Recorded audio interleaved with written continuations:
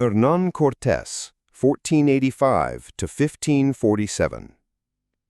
Chapter 1. A Restless Spirit in a Small Town.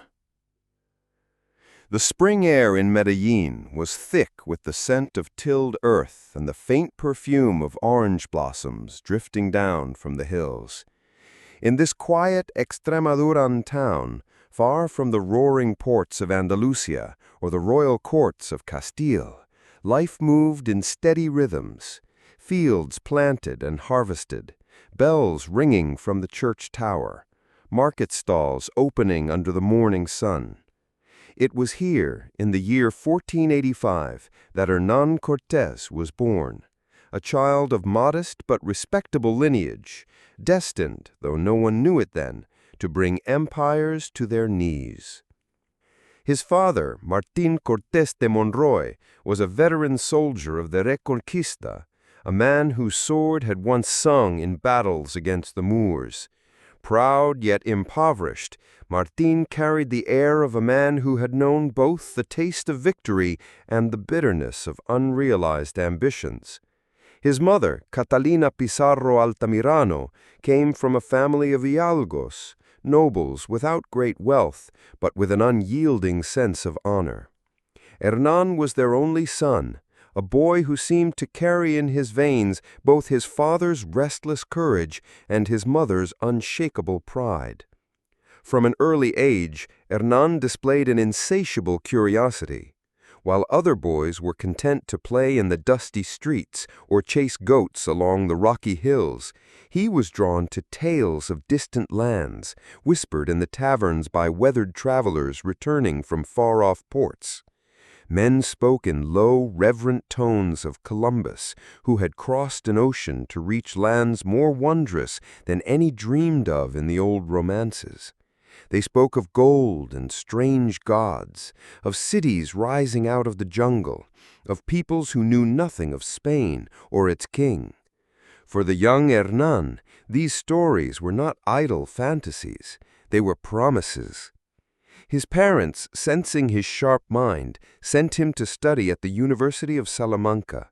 It was a great honor for a boy from Extremadura, a chance to learn Latin and law and the arts of rhetoric, skills that could one day place him in the service of powerful men. Yet the ancient stone halls and cloistered courtyards could not hold his attention for long. Cortés was not a scholar in the making. He was a man of action, ill-suited to the quiet life of books and scrolls. Within 2 years he abandoned his studies, returning to Medellin with nothing but the conviction that the life meant for him lay far beyond the walls of his hometown.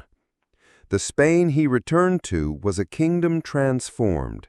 Ferdinand and Isabella's banners flew over Granada, the last Moorish stronghold, ending centuries of war. Ships now sailed westward across the Atlantic, their holds brimming with gold and exotic treasures. In every port city, merchants grew rich, and men of humble birth could rise to fortune through daring voyages. It was an age when a man's destiny could be rewritten by the wind filling his sails. Hernán's restless spirit chafed against the confines of Medellin. The fields seemed too small, the conversations too provincial.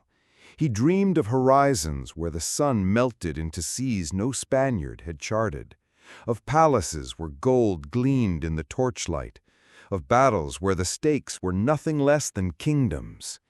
Yet he was still a youth, without fortune, without ship, without title. The path from a small-town hidalgo's son to a man of power was steep, but the fire in him would not be extinguished. By his late teens, whispers reached him of new expeditions bound for the Indies. Christopher Columbus had returned from his second voyage, and ships were departing regularly for Hispaniola and beyond. The very air of Spain seemed charged with the scent of salt and the thrill of risk.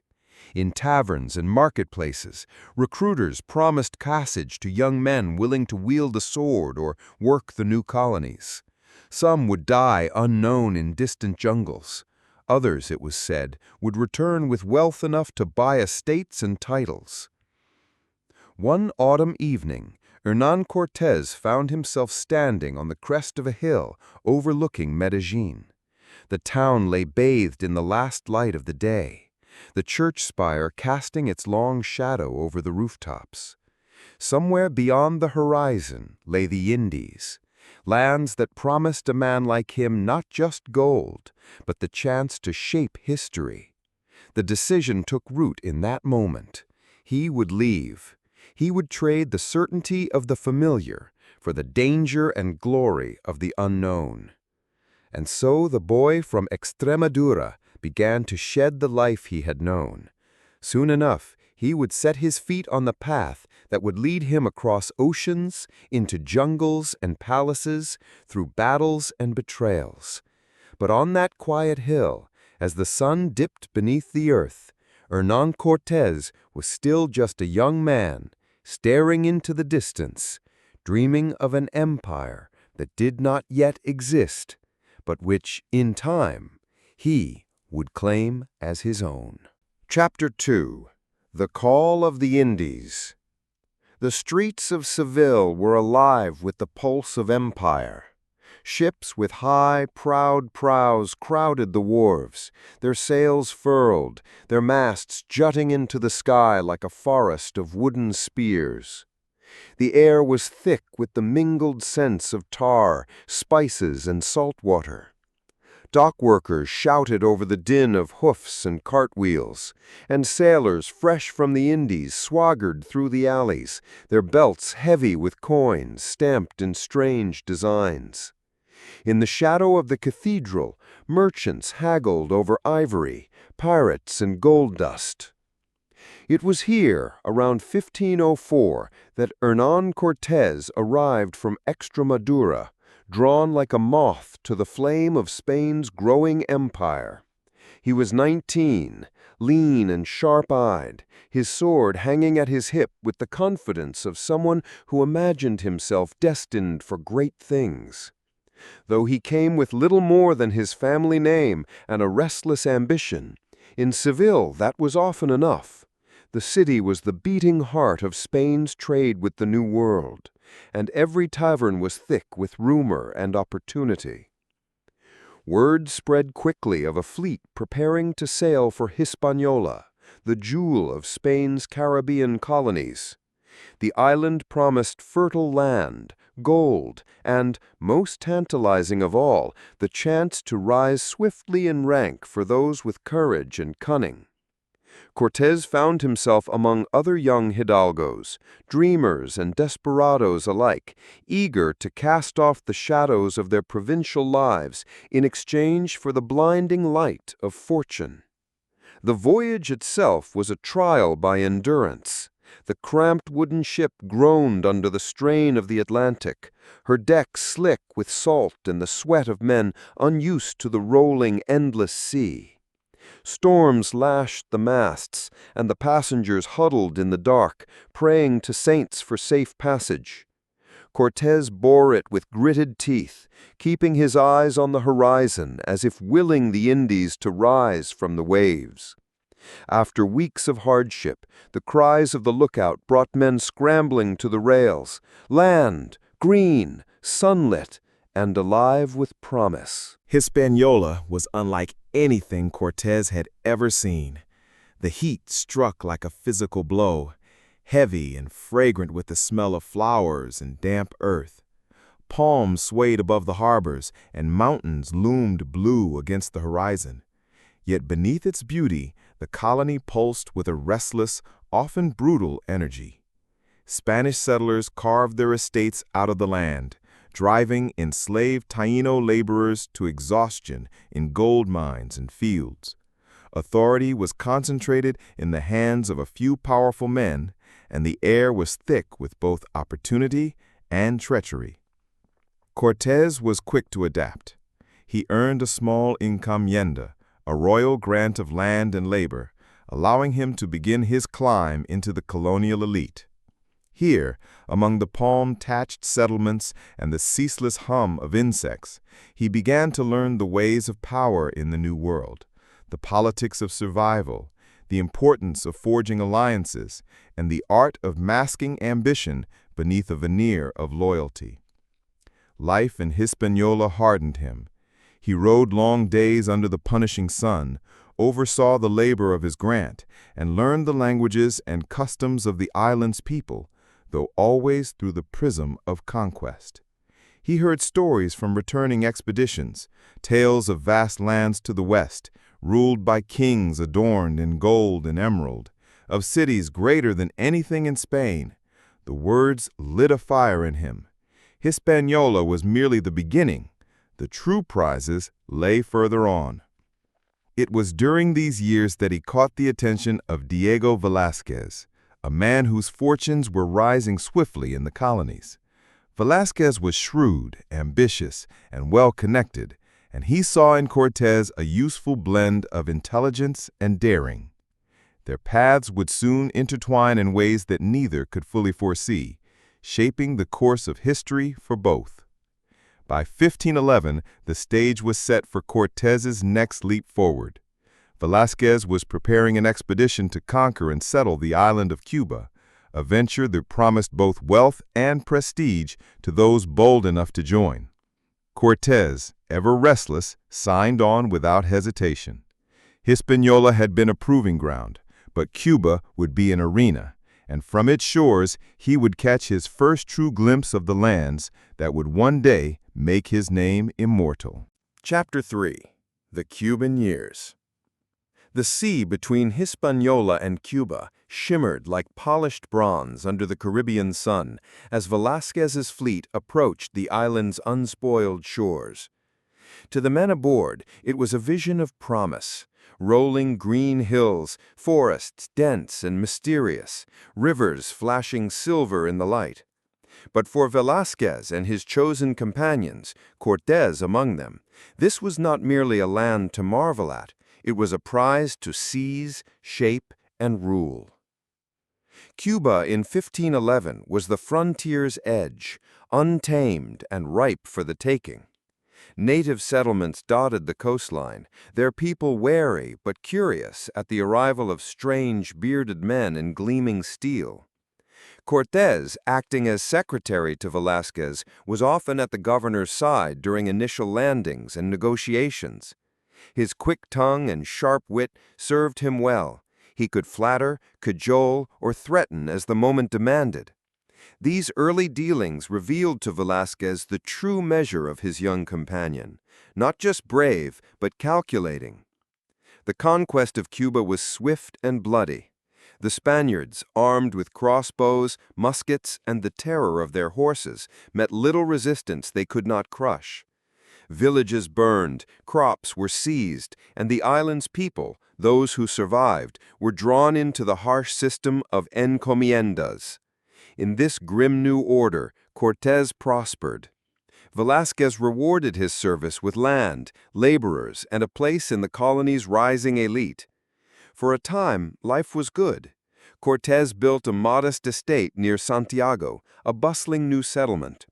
His home became a center of social life, filled with the chatter of colonial politics and the hum of whispered ambitions.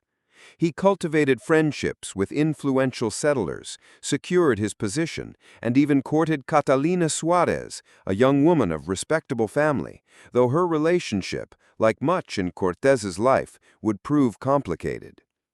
Yet behind the charm and conviviality, Cortés's restlessness never faded. Cuba, for all its beauty, was a small world, and he had begun to hear rumors, half-whispered in taverns, shouted drunkenly by returning sailors, of lands far to the west. The Yucatan Peninsula, they said, was rich with gold, ruled by fierce and cultured peoples who wore fine cotton and jade, who built stone temples that soared into the sky. More tantalizing still were the rumors of a great empire inland, its cities larger and more splendid than anything the Spaniards had yet seen in the New World. By 1518, Velázquez had resolved to send an expedition to explore this new frontier. It was to be led by Juan de Grijalba, but Cortés, already known for his skill in leadership, was named as the commander of a second, larger expedition to follow. His appointment was not without intrigue. Cortés and Velázquez shared mutual respect, but also mutual suspicion, each aware of the other's ambition. Velázquez likely believed Cortés could be trusted to secure new territories in his name. Cortés, for his part, saw the command as the opportunity he had long awaited. The months before departure were a flurry of activity. Cortés oversaw the building and arming of ships, the recruitment of men, and the gathering of supplies. Sailors and soldiers flocked to him, drawn by his charisma and promises of wealth. He took loans, sold property, and poured every resource into the venture. His determination was absolute. He would not return to Cuba empty-handed. But ambition has a way of breeding mistrust. On the eve of departure, Velázquez, perhaps fearing that Cortés's loyalty would falter once at sea, attempted to revoke his commission. The order came too late. Under cover of darkness, Cortés slipped from the harbor of Santiago with his fleet, the sails swelling in the warm night wind. By the time Velázquez's men discovered his flight, the ships were already well on their way. As the Cuban coast faded into the horizon, Cortés stood at the prow of his flagship, eyes fixed westward. The breach with Velázquez was now irreparable. There could be no turning back, not with victory or ruin. Ahead lay the unknown coast of the Yucatan, and beyond it the lands whispered about for years, the heart of an empire, waiting to be claimed. Chapter 4. The Forbidden Voyage. The Gulf of Mexico stretched before Cortés's fleet like an unbroken, shimmering expanse, the deep blue water hiding both promise and peril. 11 ships bore his men, over 500 soldiers, a handful of horses, some cannon, and a small contingent of priests to spread the faith alongside the flag. Every deck buzzed with anticipation. They were leaving behind the known world of the Caribbean for something wilder, richer, and, most importantly, undefended by the structures of Spanish authority. When the coast of the Yucatan finally rose from the sea, it was a land of dense jungle and pale beaches, the air thick with the scent of vegetation and salt. Cortés ordered a landing near the mouth of a river, his men pushing through mangroves under a blazing sun. Their first contact was with the Maya, skilled traders and warriors who eyed the strangers with curiosity, but not fear. For the first time, Cortés saw the stone temples that towered over the forest canopy, proof that these people were not the scattered villagers of Hispaniola or Cuba, but heirs to a sophisticated civilization. The encounters were not without tension. The Spaniards' armor and horses awed the Maya, but misunderstandings flared into violence. Skirmishes broke out, and in each clash, the Spaniards' steel and gunpowder cut swaths through the defenders. Yet Cortés was not there to burn villages for their own sake. He had a larger game in mind. His true interest was in gathering intelligence, and the Maya, once persuaded of Spanish strength, began to speak of lands far to the west, ruled by a mighty emperor whose cities overflowed with gold. Among the spoils of these early encounters was a prize more valuable than any gold trinket, a group of captives who would prove essential to the expedition's fate. From them, Cortés gained 2 interpreters, a Spanish priest named Jerónimo de Aguilar, shipwrecked years earlier and fluent in Mayan, and a woman named Malintzin, or La Malinche, who spoke both Mayan and Nahuatl, the language of the Mexica. Through this chain of translation, Cortés would soon be able to speak, negotiate, and manipulate his way deep into the heart of the Aztec world. Following the coastline north and west, the fleet stopped at Tabasco, where a fierce battle erupted against a force of thousands. The Spaniards' cavalry, charging across the flat coastal plain, broke the enemy lines in a spectacle of speed and terror. The victory brought the Tabascan leaders to heel, and in their peace offerings was La Malinche herself, a gift that would change the course of the conquest. She quickly proved more than an interpreter. She was a keen strategist, able to read the shifting politics of the indigenous world and advise Cortés accordingly. As the expedition moved further along the coast, Cortés was already calculating his next moves. He learned that the Mexica Empire, centered in the distant city of Tenochtitlán, held sway over dozens of subject peoples, many of whom resented their rulers. This was the seam Cortés intended to exploit. But before he could march inland, he needed a secure base. He found it on the sandy shores of what would become Veracruz. There, under the shadow of palm trees and the cries of seabirds, he established a settlement, the first Spanish town on the Mexican mainland. The foundation of Veracruz was more than just a foothold. It was a declaration. Cortés persuaded his men to form a municipal council that, in turn, recognized his authority not as Velázquez's captain, but as the direct representative of King Charles of Spain. With this maneuver, he legally severed Velázquez's hold over the expedition, making himself answerable only to the crown. But his command was not yet unchallenged. Some in his ranks still favored returning to Ceuta, fearing the enormity of the task ahead. Cortés acted decisively. He ordered the scuttling of his own ships. One by one, the vessels were dismantled or sunk in the shallow bay. The message was unmistakable. There would be no retreat. Their only path now lay inland, toward the unknown and the empire whose riches had haunted the Spaniards' dreams. As the dust of Veracruz settled, Cortés stood at the edge of the jungle, looking west. The land before him was a mosaic of mountains, rivers, and ancient cities, each step a gamble, each alliance a test. He had defied Velázquez, claimed a settlement for the king, and cut off all escape. The game had begun in earnest. Beyond the forests, the Valley of Mexico awaited, and with it, the greatest gamble of Hernán Cortés's life. Chapter 5. March to the Valley of Mexico. The road from Veracruz wound through steamy lowlands and into the spine of Mexico's mountains, where mists clung to the slopes and the air grew cool and sharp. Cortés led his force inland with an almost theatrical confidence, his banners bright against the green, his cavalry's hooves striking sparks from the stones. Yet the further they went from the coast, the deeper they entered the web of power that bound this land together, and the more dangerous the game became. The first major encounter came with the Totonacs, a people living under Aztec tribute.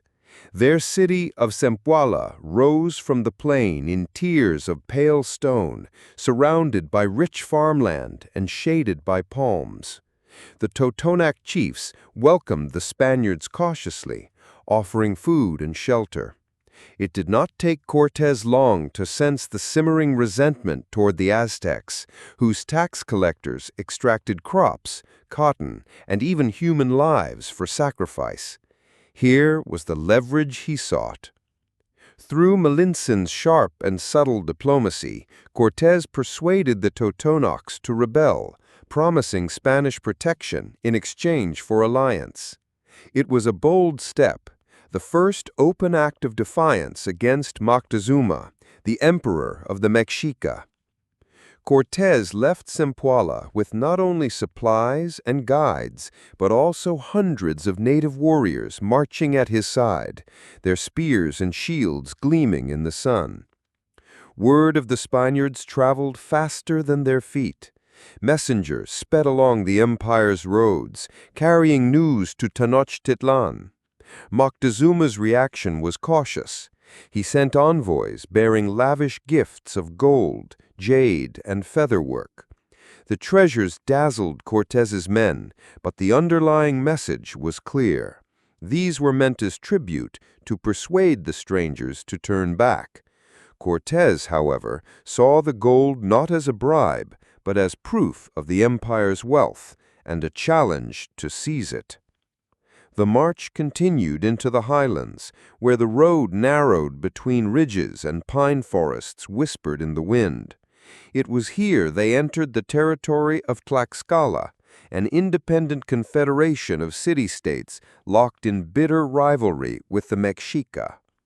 The Tlaxcalans, fiercely protective of their autonomy, viewed the Spaniards as yet another invading force and met them in open battle.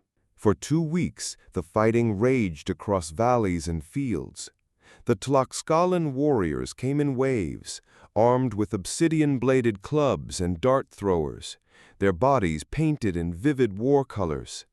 The Spanish cavalry struck with devastating force, their steel slicing through cotton armor, while the arquebuses and crossbows unleashed deadly volleys. Yet it was not an easy victory. The Tlaxcalans were disciplined and relentless, and the Spaniards began to feel the weight of exhaustion and dwindling supplies. Then came the turning point.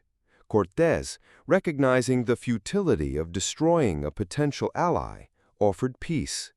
He sent envoys bearing gifts, and Malintzin negotiated terms with the Tlaxcalan lords. The result was one of the most crucial alliances of the conquest. The Tlaxcalans, impressed by Spanish arms and enticed by the promise of victory over the Aztecs, pledged warriors to Cortés's cause. From that moment, the Spaniards marched not as a small, isolated band, but as the leaders of a swelling indigenous coalition. It was this united force that approached the city of Cholula, a rich and influential Aztec ally. Here the Spaniards encountered a labyrinth of political intrigue. Moctezuma's agents whispered in the ears of Cholula's leaders, urging them to betray the newcomers. Cortés sensed the trap. Whether the danger was real or exaggerated, he struck first. Under the pretext of a ceremonial gathering, the Spaniards and their Tlaxcalan allies turned on the Cholulan nobility, massacring hundreds in a single brutal morning. The courtyards of the Great Pyramid ran red with blood, and smoke rose above the temples. The massacre sent shockwaves through the region. Some saw it as an act of treachery, others as proof of Spanish ruthlessness. But for Cortés, it was a demonstration, both to the Aztecs and to his allies, that defiance would be met with overwhelming force. The road to Tenochtitlan was now open, but it would be a march into the heart of an empire that had begun to take him very seriously indeed. As the mountains parted, the Valley of Mexico revealed itself, a vast shimmering lake at its center, dotted with cities that seemed to float on the water. And there, rising from the lake like a vision from another world, lay Tenochtitlan, the jewel of the Mexica, larger, richer, and more beautiful than anything Cortés had seen in Spain. It was toward this city and toward the waiting Moctezuma that Hernán Cortés now led his army, his fate tied irrevocably to the empire he sought to conquer. Chapter 6. The City of Wonders. The approach to Tenochtitlan felt like stepping into a dream. The valley lay bathed in early morning light, the mountains like silent sentinels surrounding the shimmering lakes. Great causeways stretched across the water, and on the largest island, a city unlike any in Europe seemed to rise from the lake itself. Its gleaming temples, bustling markets, and orderly streets reflected in the still surface below. The air smelled of flowers and wood smoke, mingled with the faint briny tang of the lake. The Spaniards, hardened by months of campaigning, were stunned into silence. Bernal Diaz del Castillo, one of Cortés's soldiers, would later write that it seemed like the enchantments in the tales of Amadis. To them, it was as though a fantasy city had stepped out of a chivalric romance and planted itself in the new world. The journey into the city began along the broad causeway from Iztapalapa, lined with water channels where fishermen glided past in dugout canoes.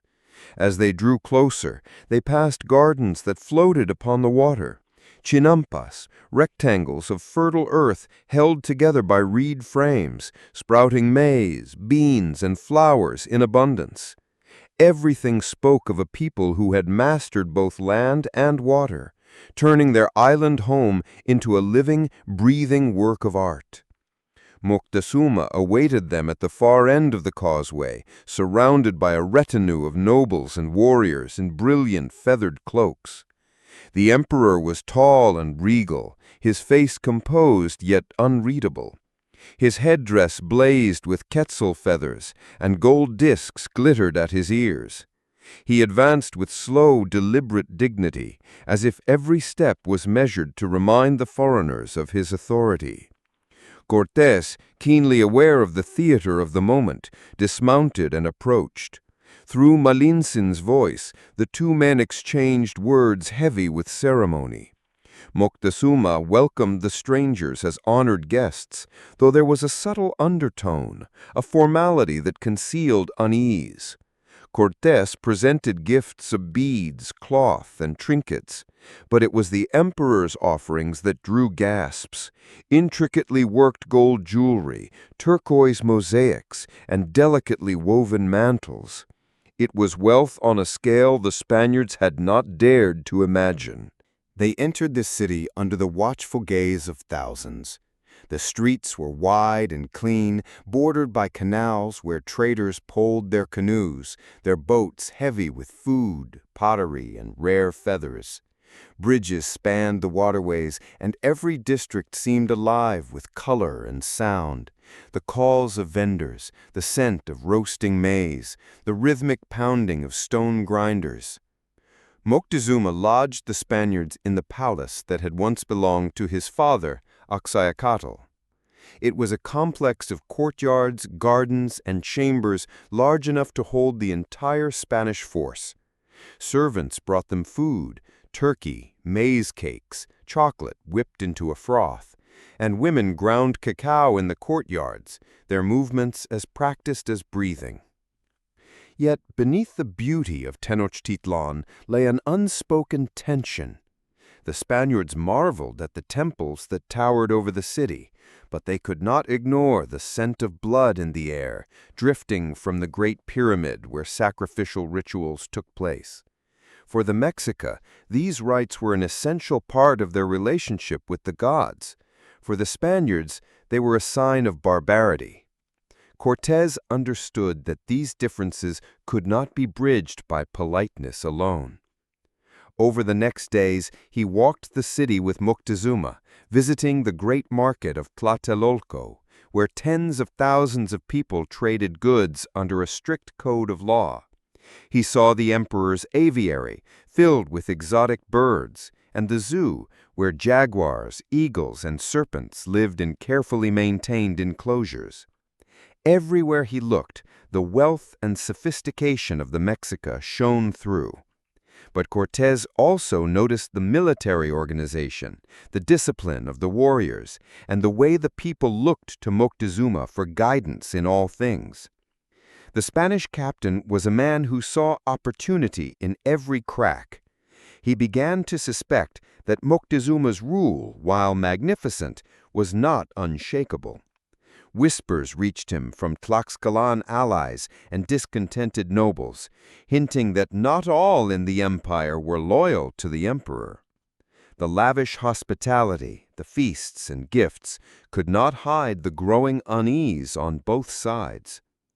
Then came the moment that would transform their relationship completely.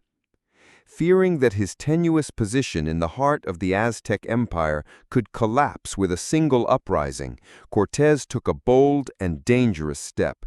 He placed Moctezuma under house arrest. Under the pretense of ensuring peace, he convinced, or coerced, the emperor into moving into the Spanish quarters. It was an audacious gamble, one that stunned both Spaniards and Mexica alike. Moctezuma remained outwardly calm, still performing his duties as ruler, but he was now a monarch bound by invisible chains. To the Spaniards, it was a masterstroke of strategy. To many Mexica, it was the beginning of humiliation. For a time, the arrangement held. Cortés moved through the city as though he were a co-ruler, extracting gold and resources, sending expeditions into the surrounding provinces. Yet beneath the calm surface of Tenochtitlan, resentment smoldered like embers beneath ash. The city was still beautiful, still vibrant, but now it held the sharp, metallic scent of impending violence. Cortés had seized the heart of the empire, but in doing so, he had also planted the seeds of its rebellion. Chapter 7. Night of Sorrows. The days after Moctezuma's confinement were heavy with an unnatural stillness. Tenochtitlan's streets still bustled, the markets still traded, and the lake still reflected the blue of the sky. But beneath the surface, the pulse of the city had changed. The people no longer met the Spaniards' eyes with curiosity. Instead, their gazes lingered with quiet resentment. The air felt taut, like a bowstring drawn too far. Cortés knew it could not last. He held Moctezuma as a living shield, but the emperor's grip on his people was slipping. Rumors whispered through the markets that the gods were displeased, that strange omens foretold blood. Cortés needed something decisive to cement his position, but events beyond his control forced his hand. In the spring of 1520, word reached him that a Spanish fleet had arrived on the coast, not to aid him, but to arrest him. Governor Diego Velázquez, enraged by Cortés's defiance and his unauthorized expedition, had sent Panfilo de Narvaez with orders to seize the rebel captain. For Cortés, it was a double threat. Not only could Narvaez strip him of his command, but the Aztecs might take advantage of the Spanish quarrel to strike. Leaving a garrison of around 120 men under Pedro de Alvarado to hold Tenochtitlan and to guard Moctezuma, Cortés marched swiftly toward the coast. In a feat of audacity and persuasion, he defeated Narvaez in a surprise night attack, convincing many of his rivals' men to join him. Triumphant, he returned with reinforcements, thinking his position in the city would now be unassailable. But Tenochtitlan had changed in his absence. During Cortés's absence, Alvarado, quick-tempered and fearful of an uprising, had committed an act that would ignite the fury of the Mexica. During the festival of Toxcat, a celebration in honor of the god Tezcatlipoca, Alvarado ordered a massacre of the unarmed dancers and musicians, claiming they had been plotting an attack. The courtyard of the sacred precinct ran red with blood, and the city erupted in rage. When Cortés marched back through the causeways, he found not the tense but manageable city he had left, but a fortress bristling with hostility. The Mexica had cut off supplies, barricaded streets, and filled the air with war cries. Canoes patrolled the lake, and every rooftop seemed to bristle with slings and spears. Cortés tried to use Moctezuma to pacify the people. He brought the emperor to the palace rooftop, urging him to speak to his subjects and calm the storm. But the crowd no longer saw Moctezuma as their ruler. Some shouted insults, others hurled stones. One struck the emperor. Wounded and humiliated, Moctezuma retreated, his spirit broken. Within days, he was dead. Whether from his wounds, despair, or Spanish hands remains uncertain. His death removed the last fragile bridge between Spaniard and Mexica. The siege tightened. The Spaniards, trapped in the palace, fought off waves of attacks. Supplies dwindled, wounds festered, and the stench of death grew unbearable. Cortés realized the city could not be held. The only hope lay in a desperate breakout across the causeways under the cover of night. On the evening of June 30th, 1520, the Spaniards made their move. Laden with gold seized from the palace, too much as it would prove, they slipped into the darkness, their boots splashing in the shallow waters of the causeway. For a few moments, silence reigned. Then the drums began. The Mexica had been watching. Canoes surged from the shadows, warriors swarmed the causeway, and arrows rained from the rooftops. The Spaniards fought and stumbled, their progress slowed by the weight of treasure and the broken bridges that forced them into the water. Those who fell into the lake, weighed down by gold, sank without a trace. The night became a chaos of screams, splashing, and the clash of steel. Horses slipped on the slick stones, men were dragged from the causeway into waiting canoes, and the black water swallowed dozens. By dawn, the survivors staggered into the marshes on the far shore, bloodied and broken. Nearly half of Cortés's force lay dead, along with many of their indigenous allies. Cortés, exhausted and hollow-eyed, sat beneath a great tree and wept for his men, for the disaster, and perhaps for the empire that had slipped from his grasp. That night would be remembered as La Noche Triste, the night of sorrows. But Cortés was not a man to surrender to grief for long. Even in defeat, he began to think of return, of vengeance, and of the great city that had defied him. Chapter 8. The Siege of Tenochtitlan. The survivors of La Noche Triste were ghosts of their former selves, gaunt, wounded, and carrying the weight of loss heavier than their shattered armor. Yet, as they limped toward Tlaxcala, the drums and war cries of the Mexica faded, replaced by the measured beat of Cortés's voice, already shaping the disaster into a promise of vengeance.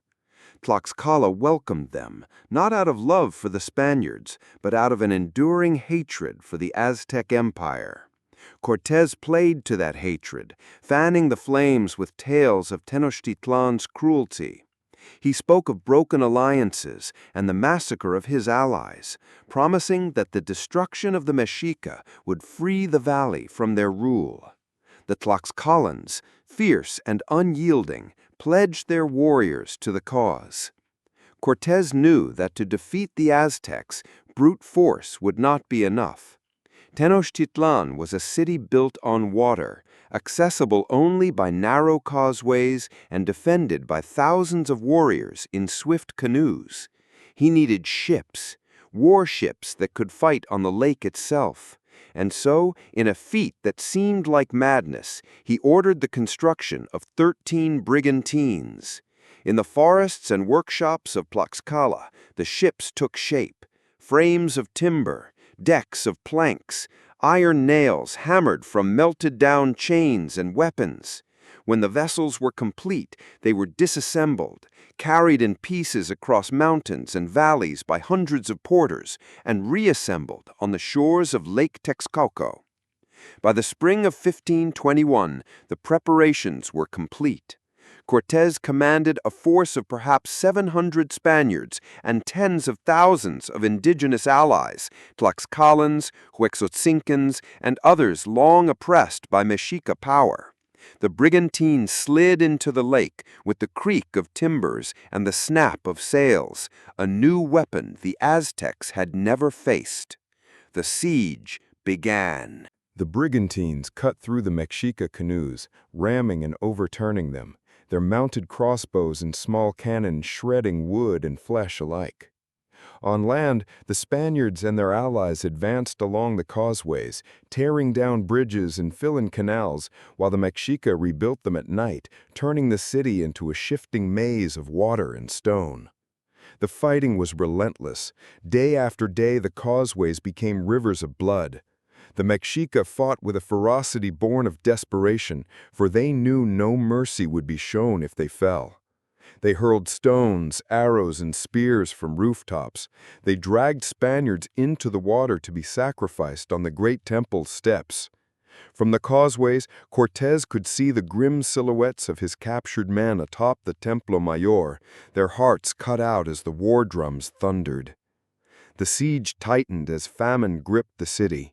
The lake that had once fed Tenochtitlan now carried only the smoke of burning canoes and the bodies of the dead.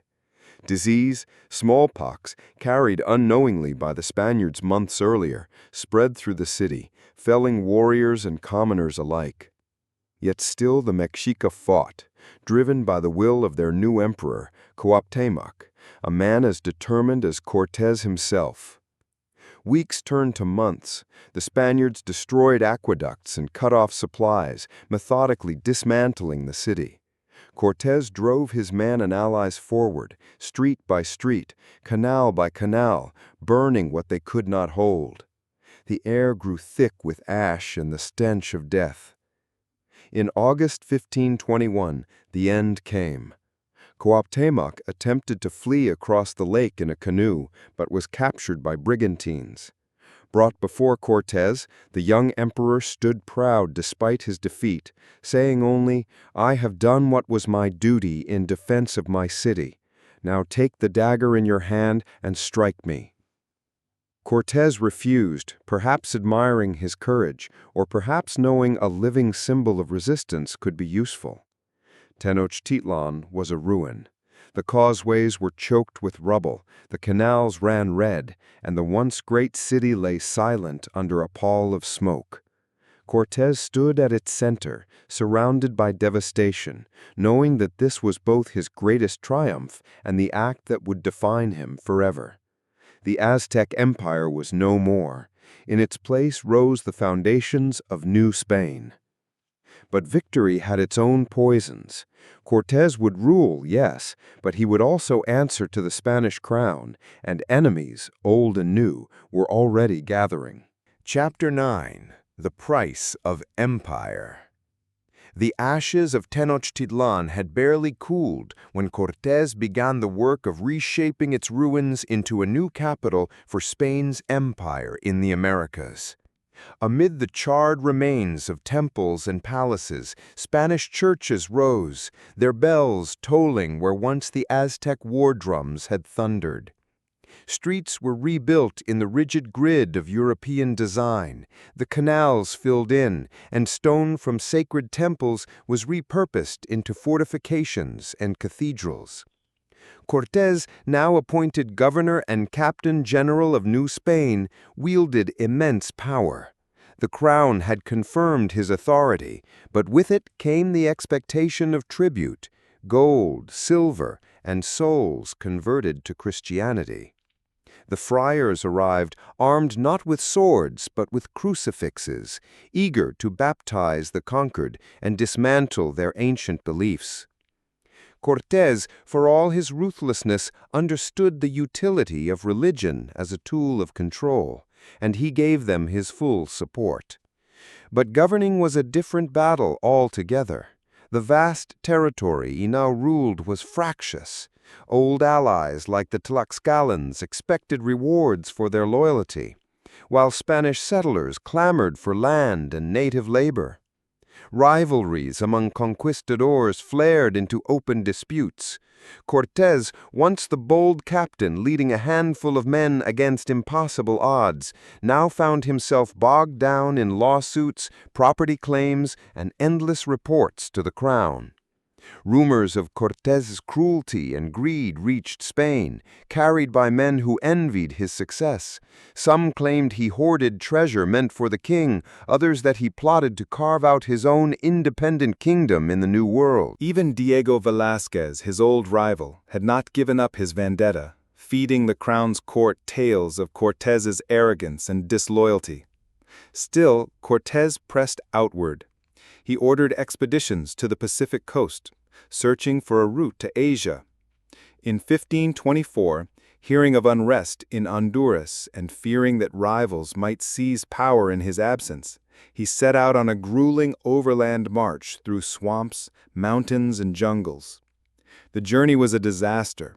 Disease and starvation claimed hundreds of his men, and Cortés's absence in Mexico allowed his enemies to further undermine his authority. When he returned to Mexico City, he found himself stripped of much of his political power. The crown had sent a royal commissioner to oversee the colony, and while Cortés retained his titles, he was no longer the unquestioned master of New Spain. He withdrew to his estates, focusing on managing his vast lands and wealth. But the hunger for exploration never left him. In 1532, he financed an expedition northward, which led to the discovery of Baja California. It was a land of arid deserts and rocky coasts, far from the golden riches he had once claimed, yet it hinted at the boundless possibilities of the Pacific. But even here, his ambitions collided with the realities of age, politics, and fortune. By the mid-1530s, Cortés's enemies in court had succeeded in painting him as troublesome, if not dangerous. He sailed back to Spain in 1540, seeking to clear his name and win new commands. He was received politely by Emperor Charles V, but no great office awaited him. The glory days of conquest were fading, replaced by younger captains and a more centralized royal control over the colonies. In the end, Cortés lived not as a triumphant conqueror basking in endless honors, but as a restless veteran, haunted by the memory of a city on the water and the empire he had destroyed. He died in Castilla de la Cuesta in 1547, far from the shores of Mexico. His remains eventually returned to New Spain. His legacy was, and remains, divisive. To some, a visionary who toppled a mighty empire with courage and cunning. To others, a ruthless invader whose ambition brought suffering and destruction. But whether admired or despised, Hernán Cortés had carved his name into the very bones of history. Chapter 10. The Legacy of the Conqueror. Centuries after the cannons fell silent and the last emperor of the Aztecs breathed his final breath, the name Hernán Cortés still stirs the winds of debate and reflection. His story, a turbulent river of glory and infamy, continues to flow through the veins of history, shaping how we understand conquest, culture, and power. Cortés was not merely a man of war, he was a bridge between worlds. Born into a modest noble family in Medellin, Spain, his restless spirit carried him across the Atlantic to a new world filled with riches, mysteries, and peoples unlike any he had ever known. What began as a personal quest for fortune and fame transformed into an event that forever altered the course of civilization. To the Spanish crown, Cortés was the herald of empire, the man who opened the gates to unimaginable wealth and expanded the reach of Christianity. His letters, preserved and studied, reveal a mind both strategic and ambitious, often walking the fine line between brutality and diplomacy. He used alliances, deception, and force to unravel the greatest empire of the Americas, demonstrating both military genius and moral ambiguity. But to the descendants of the Aztecs, and many who study history with a critical eye, Cortés embodies the tragic consequences of conquest, the loss of culture, the decimation of populations through war and disease, and the birth of colonial oppression. The temples he destroyed, the traditions he erased, and the lives he ended are scars still felt today. His story is a testament to the complexity of human ambition. Cortés was a man who dreamed of kingship and glory, who defied orders and carved his own path through uncharted lands. He was flawed, often ruthless, yet undeniably visionary. He changed the world, but at a cost so profound that it echoes through generations. In Mexico City today, the echoes of Tenochtitlán remain beneath the modern metropolis. The ruins, the art, and the stories are a reminder that history is not a simple tale of heroes and villains, but a tapestry woven with many threads: conquest and resistance, destruction and survival. Hernán Cortés's legacy invites us to look deeper, to question who writes history, whose voices are heard, and how power shapes narratives. It challenges us to see beyond black and white, to grapple with the shadows and light that define all great stories. And so, as the sun sets over the Valley of Mexico, the spirit of Cortés, both conqueror and controversy, continues to walk the crossroads of past and present, urging us to remember, to learn, and to understand the tangled roots of our shared human story.